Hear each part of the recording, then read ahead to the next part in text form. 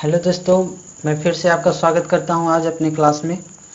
आज मैं फिर आपके लिए लेके आया हूं एक नया लेक्चर जिसमें हम लोग पढ़ेंगे photosynthesis and phase of photosynthesis.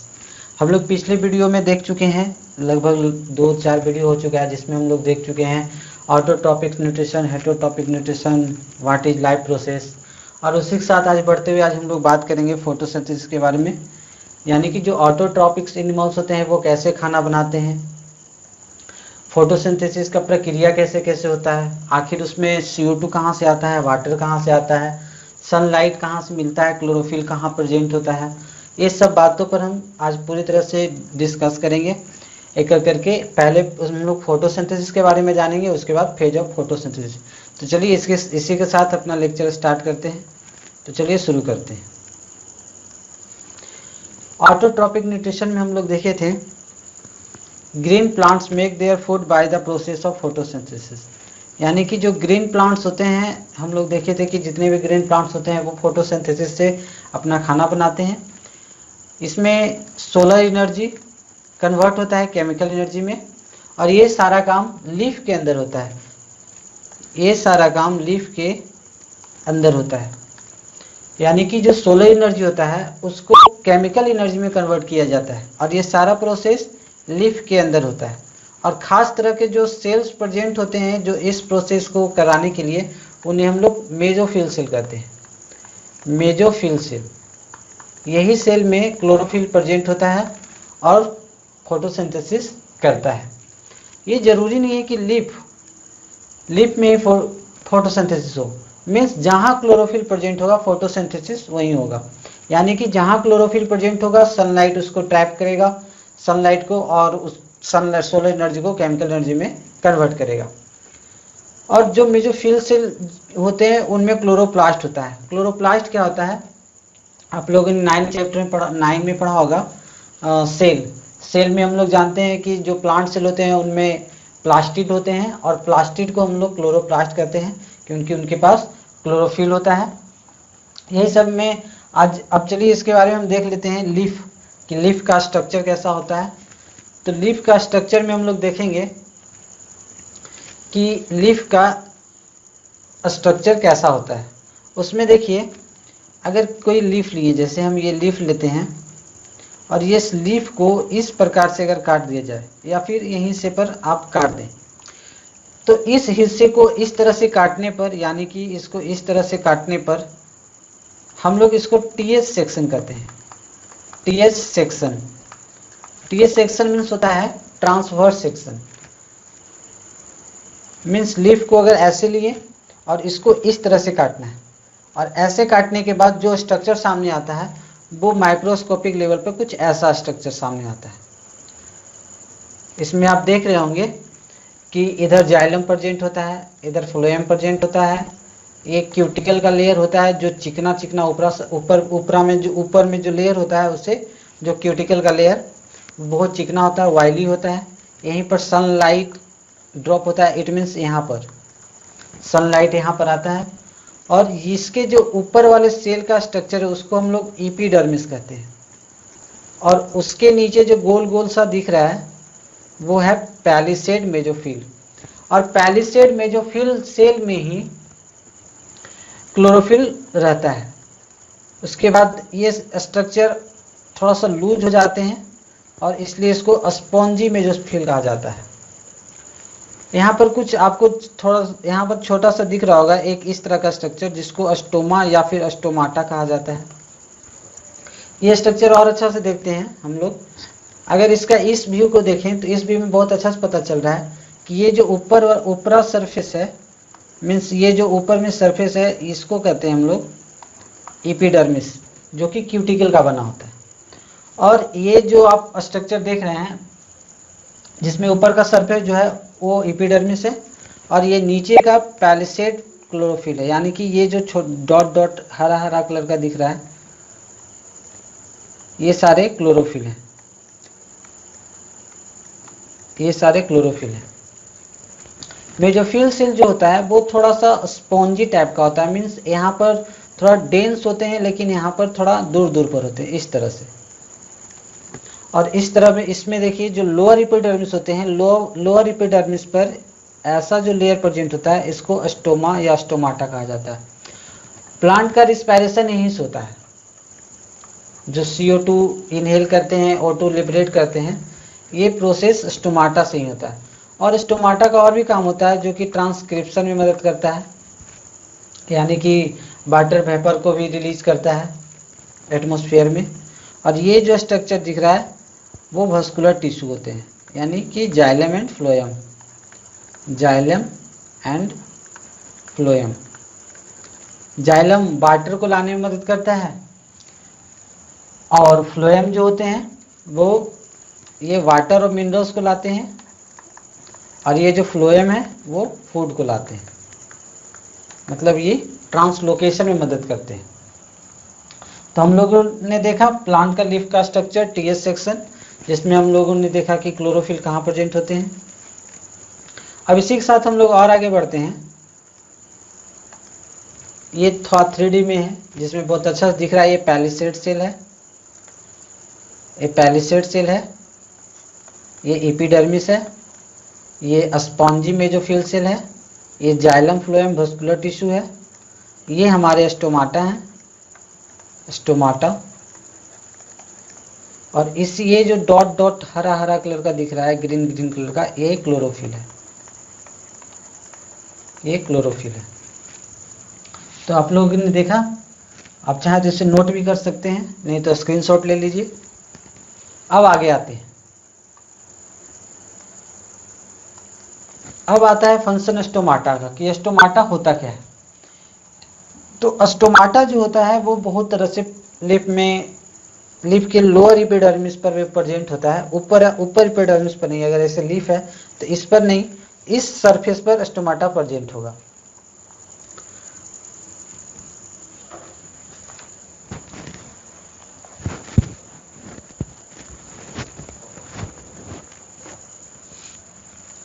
तो स्टोमाटा का जो होता है, which is tiny pores present on the surface of the leaves. Surface means lower surface, upper surface पर स्टोमाटा प्रेजेंट नहीं होता है। Massive amount of gaseous exchange takes place in the leaves through these pores of the purpose of photosynthesis. But it is important to note that here that exchange of gases occur across the surface of a stem, root and leaves as well. Since large amount of water can be also be lost through these stomata, the plant close these pores when it does not need carbon dioxide for photosynthesis. Means जिस समय plant को CO2 का जरूरत होता है या फिर जिस समय फोटोसिंथेसिस चलता रहता है, उस समय जो स्टोमाटा होता है वो ओपन होता है। स्टोमाटा उस समय ओपन होता है।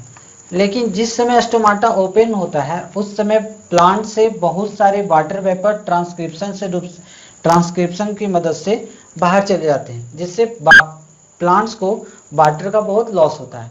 और लॉस होने के कारण, इस लॉस ना हो इसके लिए जब फोटोसिंथेसिस नहीं होता है उस समय स्टोमाटा अपने आप को क्लोज कर लेता है।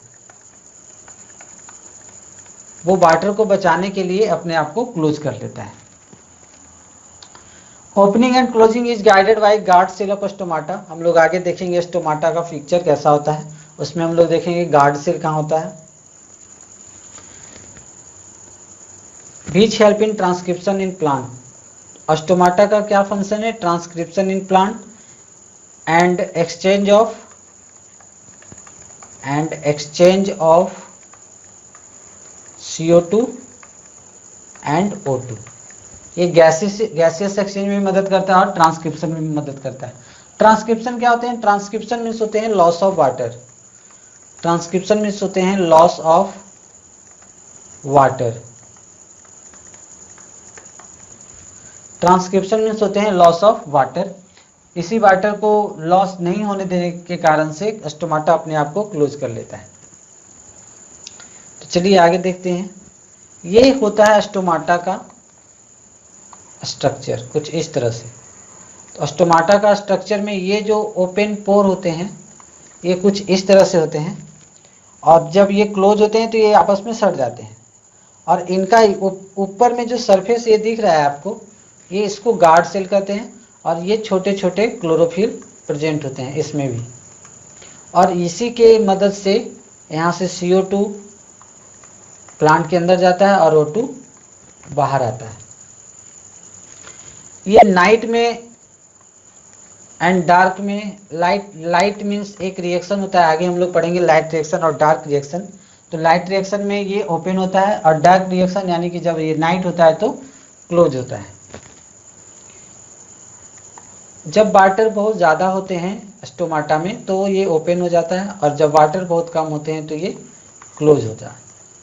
इट मीन्स अगर स्टोमाटा ऐसे है तो ये ओपन स्टोमाटा है। जब एक्सेस वाटर होते हैं, एक्सेस वाटर, तब ये ओपन होते हैं, और जब ये क्लोज हो जाता है, जब ये लॉस, वाटर लॉस हो जाते हैं पूरी तरह से, वाटर लॉस हो जाते हैं, तब ये क्लोज हो जाते हैं। अब इसी प्रोसेस को हम लोग देखेंगे कि आखिर स्टोमाटा जान गए, लीफ का TS स्ट्रक्चर जान गए कि वो किस तरह से दिखता है, जाइलम फ्लोएम उसमें कहाँ प्रेजेंट होता है, स्टोमाटा कहाँ प्रेजेंट होता है, ये सब जान गए। अब इसके साथ आते हैं हम लोग मेन प्रोसेस में, फोटोसिंथेसिस, कि फोटोसिंथेसिस आखिर होता क्या है। तो फोटोसिंथेसिस में हम लोग देखेंगे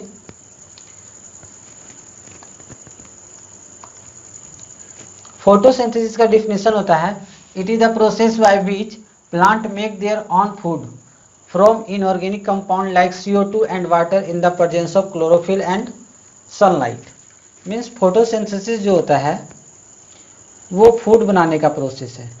जिस तरह से हम लोग खाना बनाते हैं उस तरह से प्लांट भी खाना बनाता है, और उस खाना बनाने को प्रोसेस को फूड कहते हैं, क्योंकि वो अपना खाना खुद बना सकता है, इसलिए वो ऑटोट्रॉप्स होता है। हम लोग भी अपना खाना खुद बनाते हैं, लेकिन अब हम लोग दूसरे का बना हुआ खाना को सिर्फ पकाते हैं, ना कि बनाते हैं। हम लोग अपने खाना को पकाते हैं, ना कि बनाते हैं। तो इसी में देखेंगे कि जो फूड होता है वो स्टार्च होता है, और इनऑर्गेनिक कंपाउंड मतलब CO2 और H2O यानी कि वाटर। CO2 वाटर जब प्रेजेंट होते हैं, और सनलाइट को ट्रैप करता है क्लोरोफिल, तो ये बनता है ग्लूकोज और ऑक्सीजन। तो इस प्रोसेस को ही हम लोग फोटोसिंथेसिस कहते हैं, यानी कि इनऑर्गेनिक कंपाउंड्स एटमॉस्फेयर से लेना, वाटर कहाँ से लेगा, वाटर रूट के द्वारा, फिर सनलाइट एनर्जी प्रोवाइड करेगा, और क्लोरोफिल सनलाइट को ट्रैप करने में मदद करेगा, और ये बनता क्या है, ग्लूकोज और ऑक्सीजन। यहाँ पर देखिए इसी प्रकार से कुछ होते हैं कि CO2 वाटर मिलके यहाँ पर सनलाइट होते हैं और एक ग्लूकोज और ऑक्सीजन बना देते हैं। देखिए सनलाइट इधर से आ रहा है, एनर्जी देता है, वाटर रूट से आते हैं, कार्बन डाइऑक्साइड एटमॉस्फेयर से आते हैं, और ये बदले में क्या देता है, प्लांट को खाने के लिए खाना, और ऑक्सीजन को एटमॉस्फेयर में फिर से छोड़ देता है, जिसे हम लोग इनहेल करते हैं। अब इसमें देखिए, now let us see how the process of photosynthesis अगर मीन्स फोटोसिंथेसिस होता कैसे है। This process plants convert solar energy into chemical energy within a leaf of a particular cell called mesophyll cell. The mesophyll cell contains chloroplast, हम लोग अभी देखें।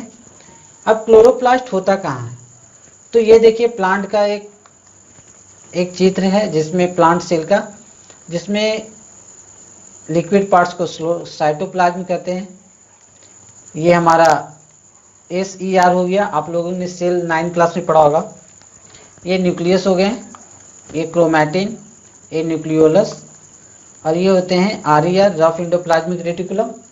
और ये देखिए ये जो ग्रीन ग्रीन दिख रहा है ये होता है क्लोरोप्लास्ट, जिसको हम लोग प्लास्टिड भी कहते हैं, इसे प्लास्टिड भी कहा जाता है। तो ये जो प्लास्टिड होते हैं इसी में क्लोरोफिल पिगमेंट प्रेजेंट होता है। क्लोरोफिल एक तरह का क्या है, पिगमेंट है, जो कि सनलाइट को ट्रैप करने में मदद करता है।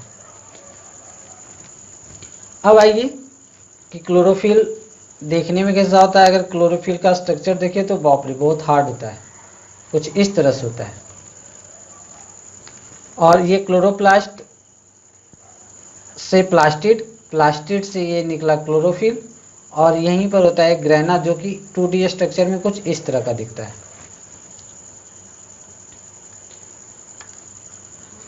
अब हम अगले लेक्चर में देखेंगे कि फोटोसिंथेसिस होता कैसे। ये दो फेज में होता है, एक होता है लाइट फेज और एक होता है डार्क फेज, जिसको हम लोग लाइट रिएक्शन के नाम से भी जानते हैं और डार्क रिएक्शन के नाम से जानते हैं। तो लाइट रिएक्शन क्या होता है, डार्क रिएक्शन क्या होता है, ये सब हम लोग अगले लेक्चर में देखेंगे।